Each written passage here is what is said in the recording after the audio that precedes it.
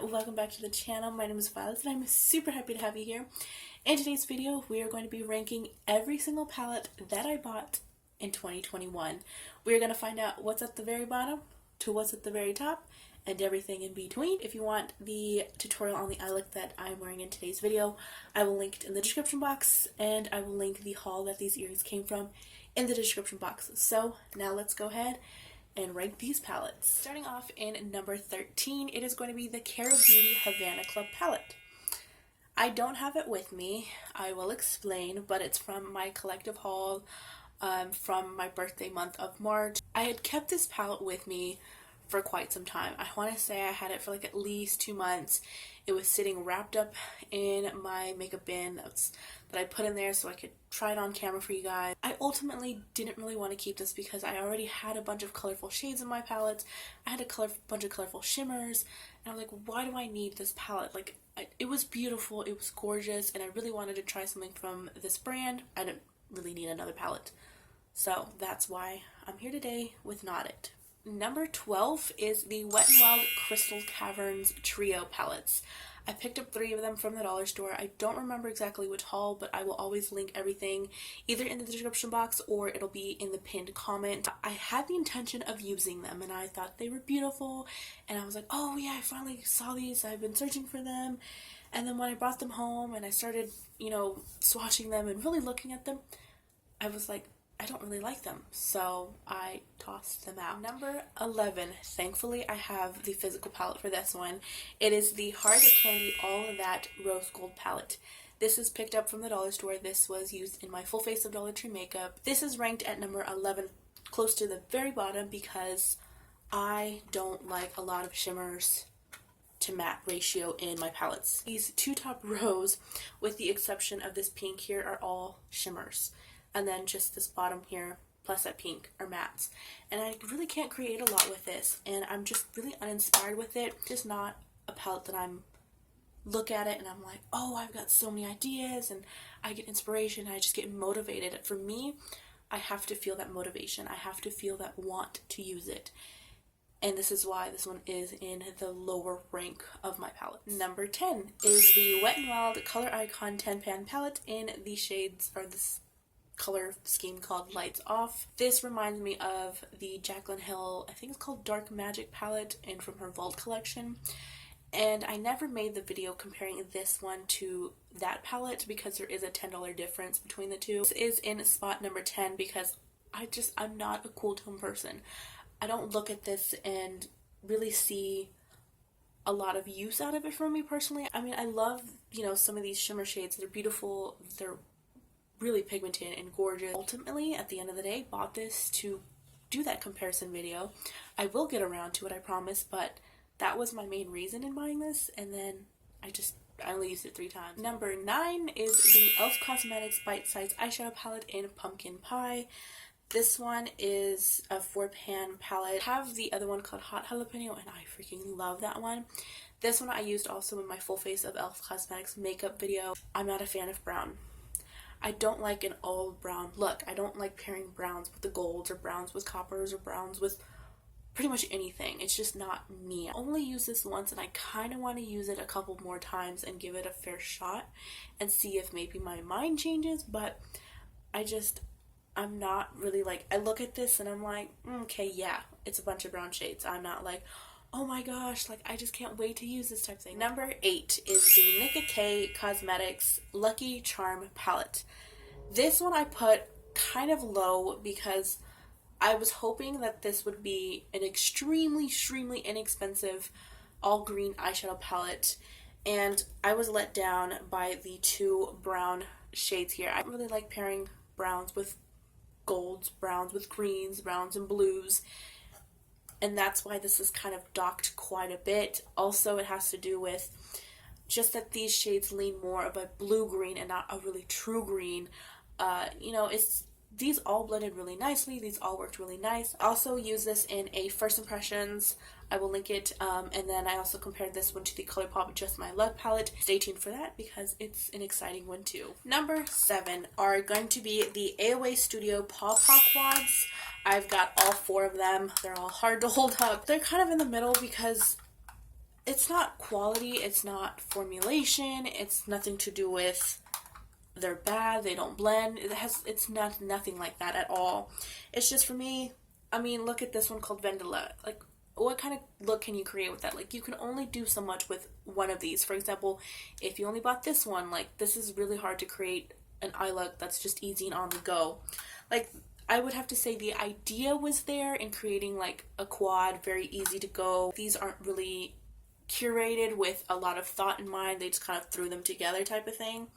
Because if you really think about it, something like this would be well curated because there is multiple mattes plus a shimmer. So you can pretty much pair this color and the shimmer together, this color and the shimmer together. Whereas you really can't pair like this bone color with that shimmer or that shimmer. It's going to look a little crazy. So I don't know.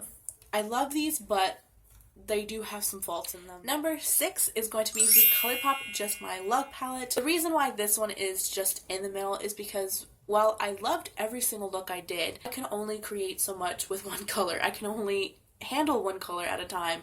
And just me personally, I can't stick with one color for like a week or for like a whole month. Like, I have to use, I don't know, I kind of prefer a little bit bigger palettes with more color options, and that way I can get a lot of different eyeshadow looks out of them. But I will get tired of greens very quickly if I just stick with this one, so that's why this one's in the middle. It has nothing to do with the quality, the price, or anything like that. It's just simply that I can get tired of using all pinks, all purples, all blues for so long until I'm like, okay, I need more colors. Like, I can't just deal with just this one. Number 5 is going to be the ColourPop Sweet Talk palette. This one is a gorgeous palette. So many gorgeous options.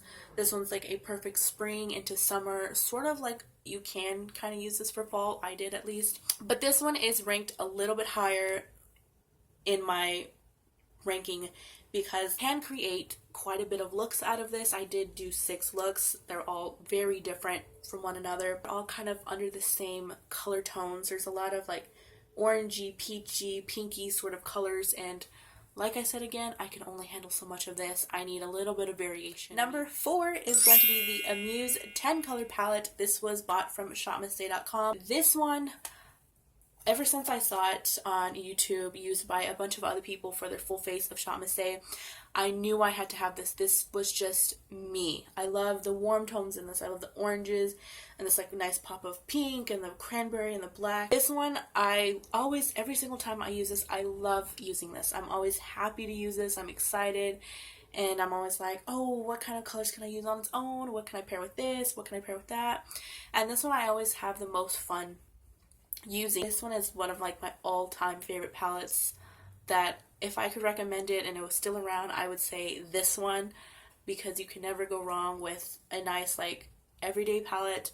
You know, I mean, again, I can handle so much of this, but if I ever need something quick, fun, on the go, easy, I'll go to this. And in the top 3 position, it is going to be the ColourPop High Tide palette. This was the first ColourPop palette launch in a while that really got me excited. That was really like, holy moly, that is beautiful. Like, the colors in here are just so stunning. And I had an incredible amount of happiness using this. This one really deserves top 3 spot because this one I have the most fun. And I know, like I said earlier, I can only handle so much of this color, but I feel like I don't get tired of it for some reason. It's just a perfect like teal palette that you can definitely like wear pretty much every day if you wanted to. I mean, not that I do, but you know, there could be that obsessed teal lover and want to use this every day, and there's nothing wrong with that. All right, we're getting into second place.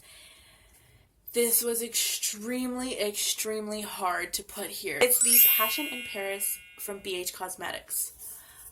I know, second place, it's already a new one in my collection and I barely even used it. Every single shade in here is just pigmented. They blend all so well together. A lot of these colors, they look like one certain color, but when you put on the eyes and you mix it with other shades, they shift into a whole nother color. This palette is beautiful and I want to use it a lot more in 2022. Spot number 1, it is the BH Cosmetics Naughty palette from their 2020 holiday collection. First off, this palette has 30 shades put into it. And in this entire ranking video, this is the one palette that has the most shades to choose from. Every single look I created with this was my favorite. I loved every single one. There's just so much possibility in this palette. There's so much beautifulness and the quality on this. I have not tried BH Cosmetics matte formula before this palette, and I am highly impressed with this one and the Passion of Paris because it really makes me excited to use more. But this palette definitely is first place because it's just, I'm not going to say a perfect palette because there could be some colors taken out and put in and switched out and all of that, but from what they did with this, they did an amazing job, and this palette will always hold near and dear to my heart because I love this palette. It's not an understatement. I love this palette. And I will try my best to use it a lot throughout 2022. So stay tuned.